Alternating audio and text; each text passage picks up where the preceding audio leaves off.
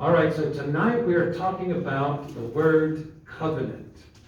That is a big, important word that really kind of undergirds a lot of the Old Testament story throughout all of the trials and tribulations of ancient Israel. The covenant, it kind of holds it underneath because it always is there to either guide the people, or when the people go off track, it helps bring them back, sometimes through pain and suffering, but it's always there. So tonight we're going to read its beginnings and track its first few chapters by covering Genesis through Numbers in a big sweep. But first, let's think about what a covenant is. So if a kid asks you, what does that word covenant mean? I hear it in church. What does it mean? How would you define a covenant? An agreement between two parties. I think that's a good, simple, straightforward answer. And that can apply today, and it can apply in the Old Testament as well. An agreement between two parties. They can be two kind of equal parties, maybe a business partnership, or it can be kind of one party in authority over the other, which is what we'll see in the covenant that starts originally with God and with Abraham.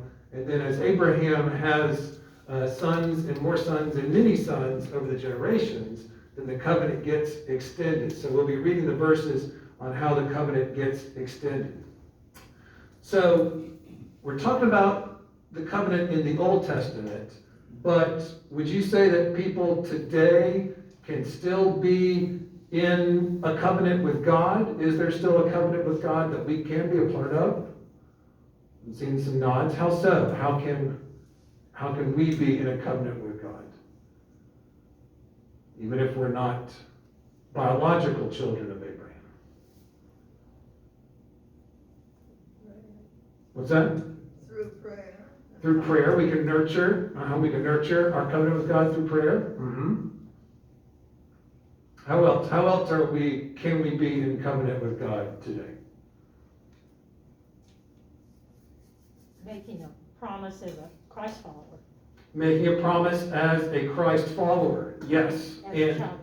As a child of God. And that was one of the big, amazing, awesome blessings when Jesus came into the world and preached. He said that covenant that God made with Abraham and Abraham's biological descendants, now I'm spreading it to everybody so that everybody can be considered a child of Abraham, part of Abraham's seed. Now everyone can be a child of God.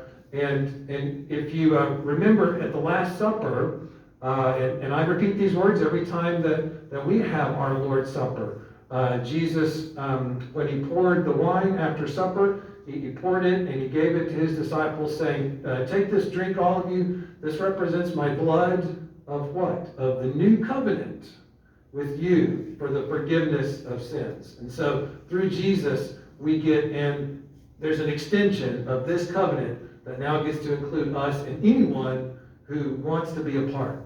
This covenant is pretty straightforward and includes Abraham's descendants and the people of Israel and then the 12 tribes. And that's who it's with. But with Jesus, it opens the doors to anybody who wants to come in. So we'll be talking about more what can be involved in our covenant relationship with God later. So, like we said, a covenant is it's like an agreement between two parties based on a commitment that each party makes with the other. There can be promises and obligations from each one involved. The Old Testament covenant started when God promised Abraham some special land, a promised land, and a blessing over many descendants. And then that covenant was passed down, it was kind of renewed each generation. And then with the laws in Exodus, Leviticus, and Numbers, the covenant was delineated, kind of like the details, like the fine print like Leviticus and some of Numbers include some of the fine print rules that were then involved in Israel keeping the covenant. And then later, I said the covenant runs through the whole Old Testament. Later, when the prophets come on the scene, like 600, 700, 800 years later, and the people of Israel have really gone off track, the prophets will remind the people about their covenant, how they should be living, pointing out that they've gotten off track, which most of the people don't appreciate when they've been told that they're living wrong. But we'll see that covenant theme come back when we study some of the prophets in a few weeks. So let's jump into some readings. We'll track the start of the promise to Abraham, and then we'll track it as it gets renewed at every generation. So first, we start with the patriarchs. And when we say the patriarchs, we mean Abraham, Isaac, and Jacob, and the rest. They were the beginnings of the Israelites, the people of Israel. So let's start with Father Abraham. I'm going to read Genesis chapter 12, verses 1 and 2. The Lord said to Abram, "Leave your country, your people, and your father's household, and go to the land I will show you. I will make you into a great nation, and I will bless you. I will make your name great, and you will be a blessing."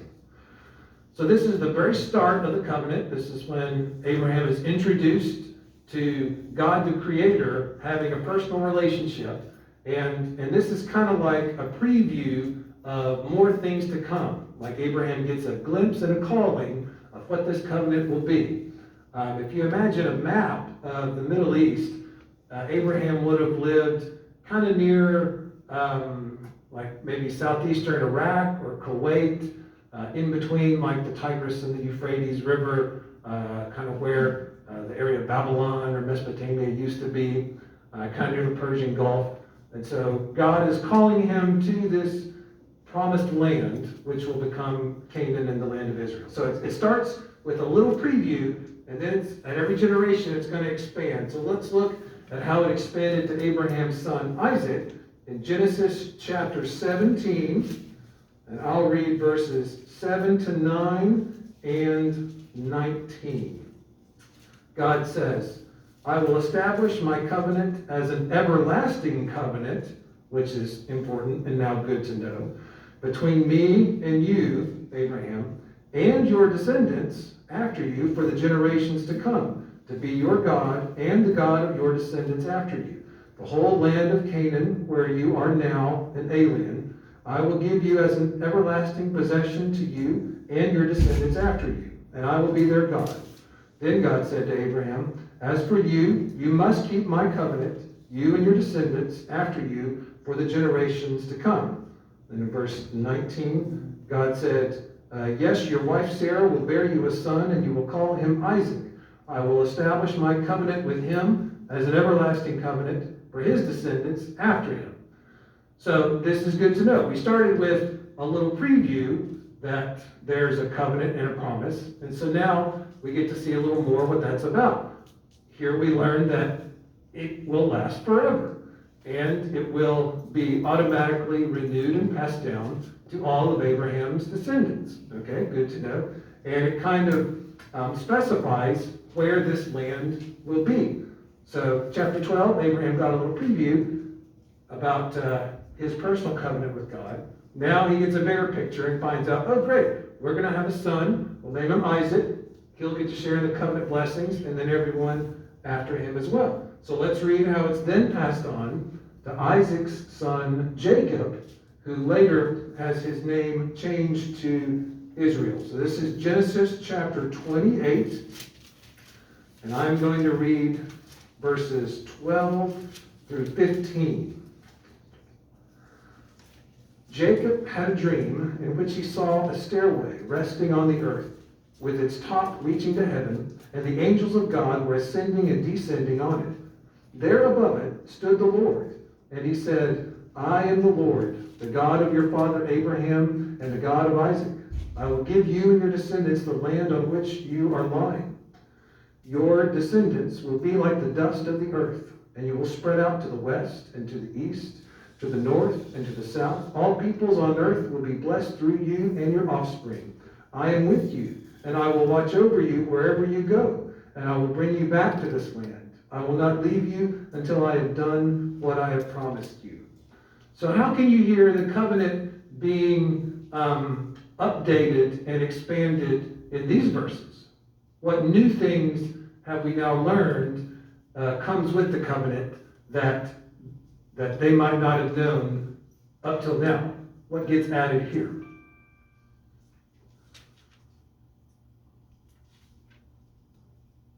What did you hear that we hadn't heard yet before in the verses?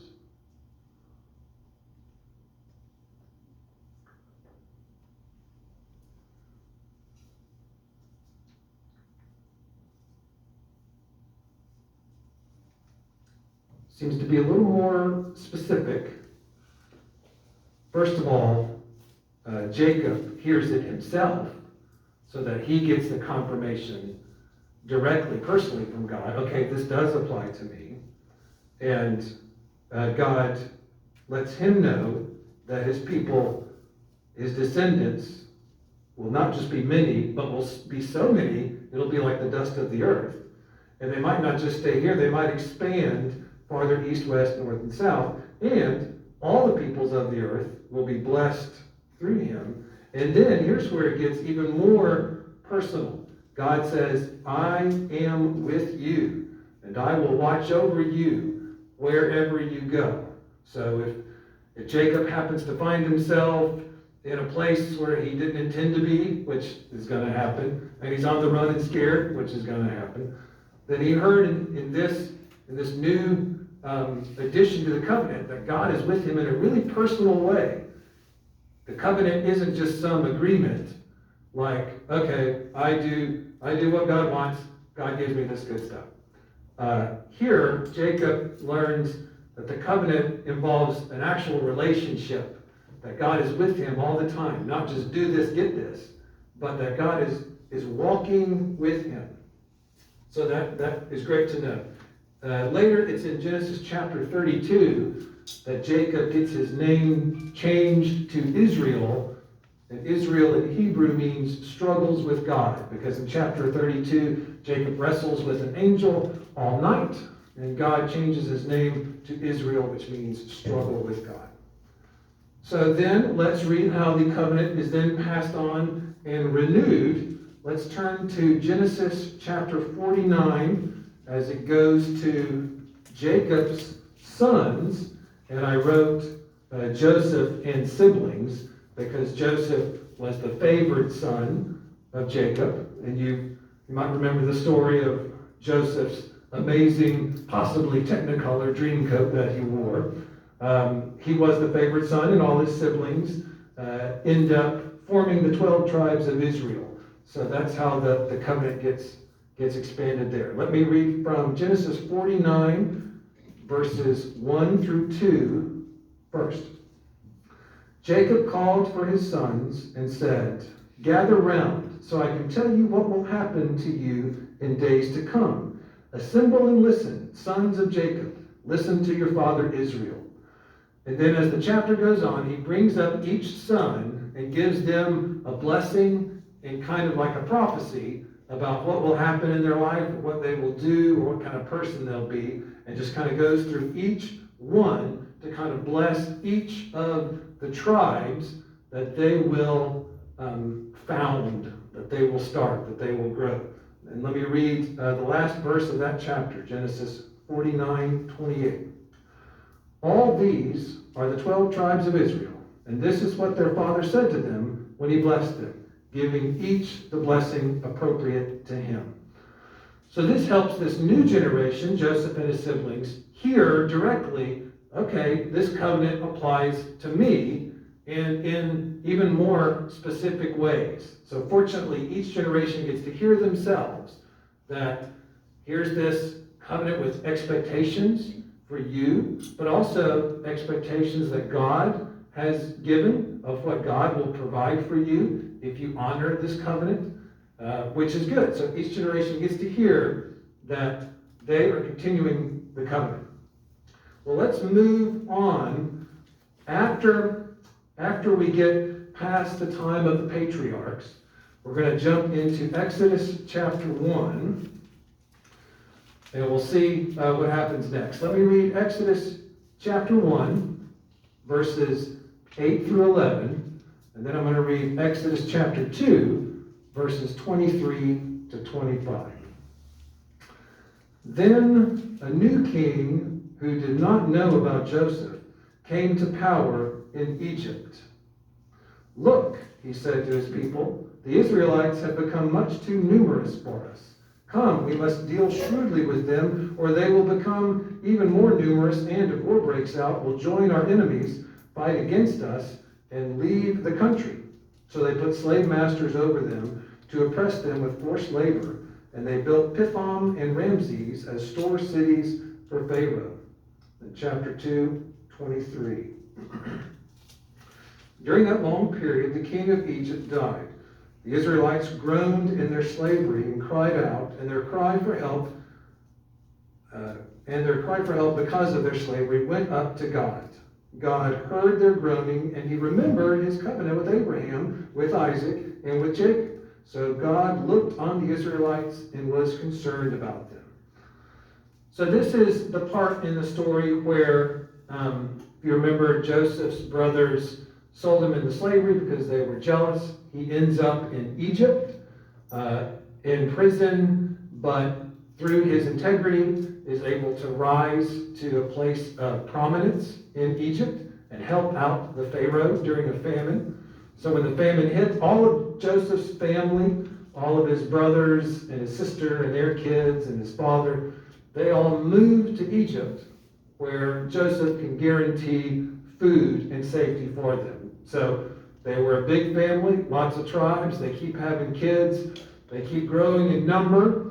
And then when that Pharaoh died and a new Pharaoh took power and was not Joseph's friend, that's when he gets suspicious of all these Israelites that keep popping up and populating his country. So he makes slaves of them, and they cry out to God, and it almost sounded like they issued a request in prayer for God to help them. And it said, then God remembered the covenant with Abraham, Isaac, and Jacob. So God looked down and was concerned. Okay, so out of God's concern, he calls Moses to let his people go. And through the plagues, Moses convinces the Pharaoh to let them flee. And as they're fleeing, they get to the Red Sea. Pharaoh's armies are coming after them. Moses raises his staff in his hand. The sea parts, the Israelites walk through, and then it crashes back down and drowns the Egyptian army. So, the people of Israel have escaped slavery in Egypt, but now, what are they going to do?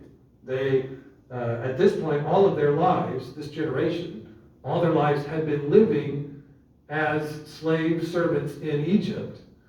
So now they're on their own. What are they going to do?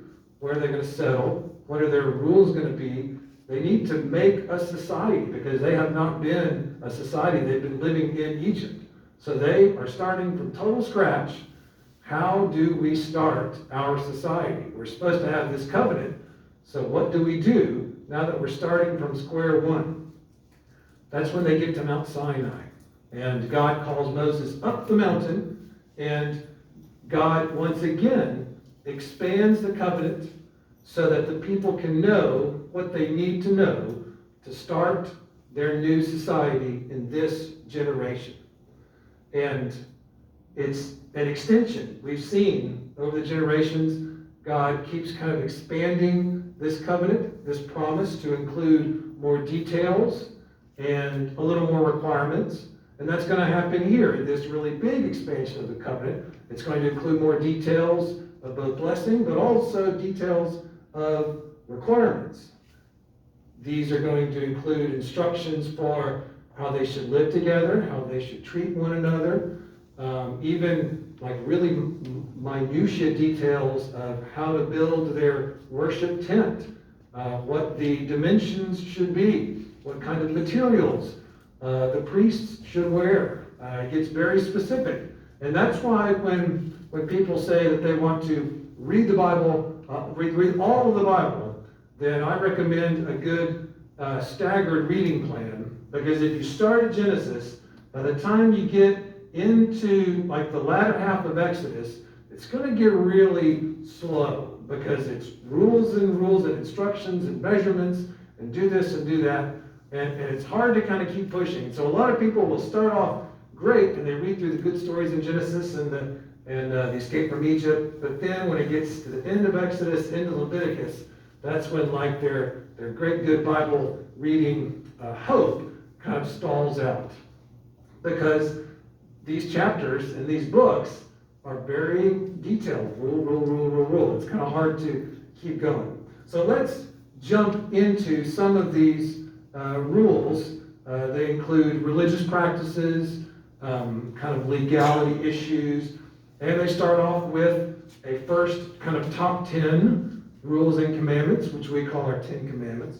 Well, let's jump into Exodus chapter 19. And I'm going to read verses 3 through 9. Then Moses went up to God, and the Lord called to him from the mountain and said, "This is what you are to say to the house of Jacob, and what you are to tell the people of Israel. You yourselves have seen what I did to Egypt, and how I carried you on eagle's wings and brought you to myself. Now if you obey me fully and keep my covenant, then out of all nations you will be my treasured possession. Although the whole earth is mine, you will be for me a kingdom of priests and a holy nation. These are the words you are to speak to the Israelites." So Moses went back and summoned the elders of the people and set before them all the words the Lord had commanded him to speak. The people all responded together, "We will do everything the Lord has said." So Moses brought their answer back to the Lord. The Lord said to Moses, "I am going to come to you in a dense cloud, so that the people will hear me speaking with you and will always put their trust in you." Then Moses told the Lord what the people had said.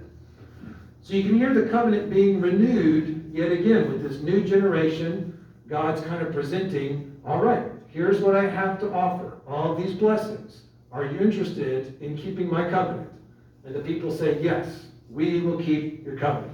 And so you heard God said, I'll speak in a loud, thunderous voice to you, Moses, so that the people know that you're my leader. And the first things that God dictates, the top 10, we call the 10 commandments. And then over a period of 40 days, God gives Moses a lot of other laws as well. So the rules that keep going from here go through all of the end of Exodus, all through Leviticus, and the first part of the book of Numbers. It's all instructions and rules. So let's read some examples. We're not going to read all of Leviticus. I think you would fall asleep. So let's just read as an example Leviticus chapter 1, verses 1 through 4. The Lord called to Moses and spoke to him from the tent of meeting. He said, "Speak to the Israelites and say to them, when any of you brings an offering to the Lord, bring as your offering an animal from either the herd or the flock. If the offering is a burnt offering from the herd, he is to offer a male without defect. He must present it at the entrance to the tent of meeting, so that it will be acceptable to the Lord. He is to lay his hand on the head of the burnt offering, and it will be accepted on his behalf to make atonement for him." So I wanted to read that because that also is a preview of a lot of the rules that will follow, because in Leviticus, it really goes into specifics. If you do this thing or this bad thing, or you get dirty in this way, then you have to bring this kind of animal as a sacrifice. Or if you do this thing, then you have to bring this kind of animal as a sacrifice. Or if you're dirty in this way, then you need to bring these two animals as a sacrifice to the Lord, etc., etc. And usually, the worse that the bad thing you do is, the bigger the animal you would have to bring as a sacrifice. So it might range from little doves all the way to a calf or a goat or a cow, kind of depending on how bad you acted up or how dirty you got. And so that's what a lot of Leviticus includes, is specific offerings for when you come to the presence of the Lord to get your soul cleaned from the bad things you did. You had to give something in return as a sacrifice. Okay, well let's read a few of those examples. Some will sound really good. Some of these instructions will sound really good and serious, while some, to us, will sound kind of silly. So let me read Leviticus chapter 19. We'll kind of jump into the weeds for a little bit. Leviticus chapter 19, verses 1 through 2 and 18 through 19. So listen for rules that you think, well, those are good. That's really good. We should follow that. And listen for rules you think, that's okay. Here we go. Leviticus 19, 1 and 2, 18 and 19. The Lord said to Moses, "Speak to the entire assembly of Israel and say to them, be holy, because I, the Lord your God, am holy. Therefore," verse 18, "do not seek revenge or bear a grudge against one of your people, but love your neighbor as yourself. I am the Lord. Keep my decrees. Do not make different kinds of animals. Do not plant your field with two kinds of seeds. Do not wear clothing woven of two kinds of material." So I read those, in those two verses right there, you can see that some of them are really, really good. Don't hold a grudge. Don't seek revenge. Love your neighbor as yourself. Even Jesus said those are one of his two great commandments. Number one, love the Lord your God with all your heart, soul, and mind. Number two, love your neighbor as yourself. And Jesus said, all the law and the prophets, everything, hang on those two. So that verse, really, really good. Jesus himself confirmed that's one we really need to pay attention to. And then right after that, what does it say? Don't make different kinds of animals. I guess, what would a mule be? A little simple, perhaps. Don't plant your field with two kinds of seed. Don't wear clothing woven of two kinds of materials. I'm probably doing that right now. So if I was in the Old Testament, I've broken the law, and I would need to look up to find out what kind of animal I would need to bring as a sacrifice to kill and atone for my impure, grievous sin of wearing a cotton polyester blend right now.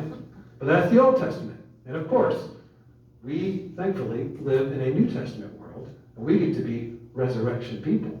So Jesus came to fulfill the covenant and fulfill the laws. So we don't have to worry about those little minute details.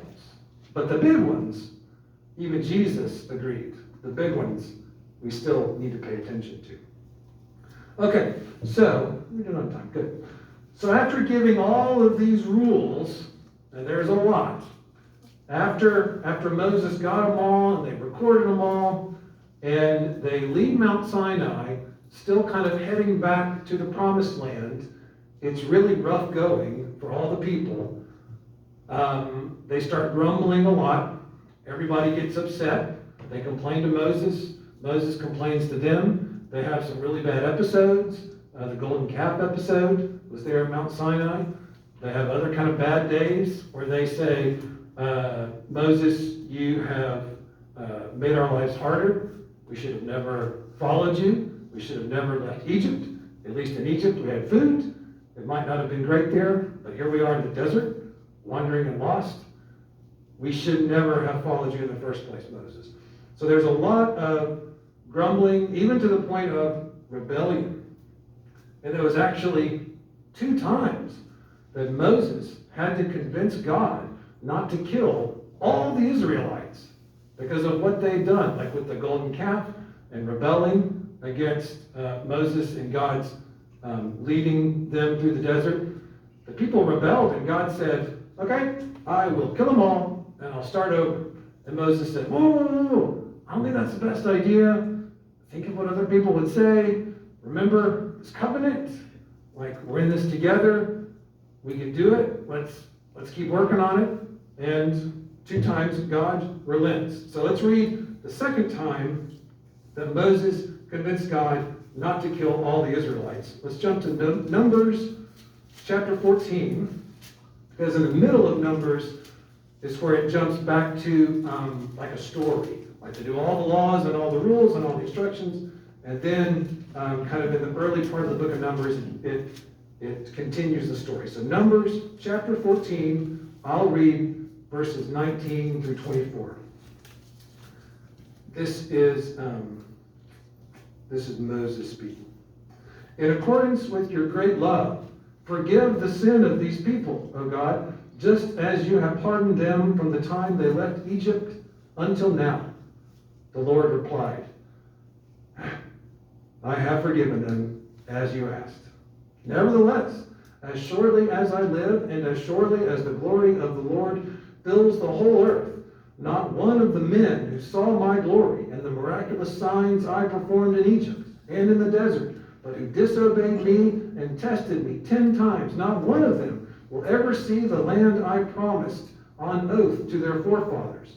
No one who has treated me with contempt will ever see it. But because my servant Caleb has a different spirit and follows me wholeheartedly, I will bring him into the land he went to, and his descendants will inherit it.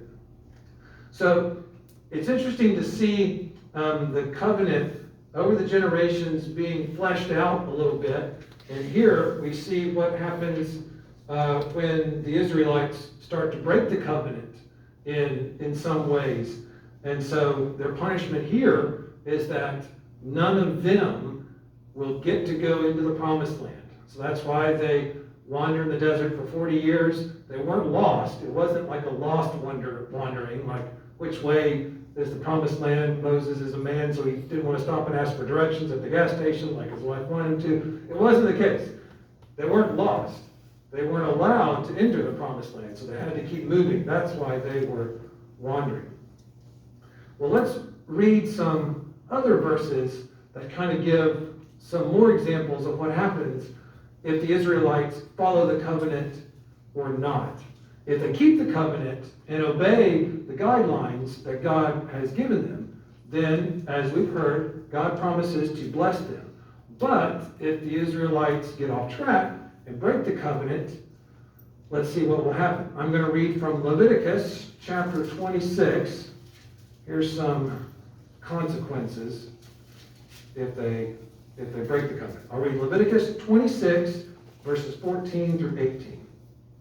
God says, if you will not listen to me and carry out all these commands, and if you reject my decrees and abhor my laws, and fail to carry out all my commands, and so violate my covenant, then I will do this to you. I will bring upon you sudden terror, wasting diseases and fever that will destroy your sight and drain away your life. You will plant seed in vain because your enemies will eat it. I will set my face against you so that you will be defeated by your enemies. Those who hate you will rule over you, and you will flee even when no one is pursuing you. If after all this you will not listen to me, I will punish you for your sins 7 times over. And then if you keep reading more verses in that chapter and more of the consequences that they would experience, you start to realize those consequences are the exile. And on our timeline, 600 years after this, after Mount Sinai, the Israelites have done their worst. And they trigger these clauses in the Old Testament. And God punishes them in the ways that it says right here. So if you read the rest of Leviticus 26, it tells what will happen 600 years later in the exile. Fortunately, with God, no one is ever totally lost because there is always hope. So let me read from the end of that chapter, Leviticus 26, 40 to 44. This is God speaking again. But if the people will confess their sins and the sins of their fathers, their treachery against me and their hostility toward me, which made me hostile toward them, so that I sent them into the land of their enemies, then when their uncircumcised hearts are humbled and they pay for their sin, I will remember my covenant with Jacob and my covenant with Isaac and my covenant with Abraham, and I will remember the land. For the land will be deserted by them and will enjoy its Sabbaths, while it lies desolate without them. They will pay for their sins because they rejected my laws and abhorred my decrees. Yet in spite of this, when they are in the land of their enemies, I will not reject them or abhor them so as to destroy them completely, breaking my covenant with them, because I am the Lord their God. So God promises to never break the covenant. And those verses are really important to remember. That no matter what the Israelites or God's people do, they can never nullify the covenant. They can't cancel the covenant. They can't erase the covenant. Because God is the one who maintains it. And no one is ever so far gone that they're outside the reach of God's forgiving redemption. God is the one who maintains the covenant. So it can never be nullified. So that's good hope for the Israelites. And that's what happened after the exile. And if you keep going in that timeline, after they suffered in the exile, eventually they were able to come back to the promised land and restore their society a little bit. So all of Leviticus chapter 26, it happens over the next 600 and 700 years, which we'll read about in the next few weeks.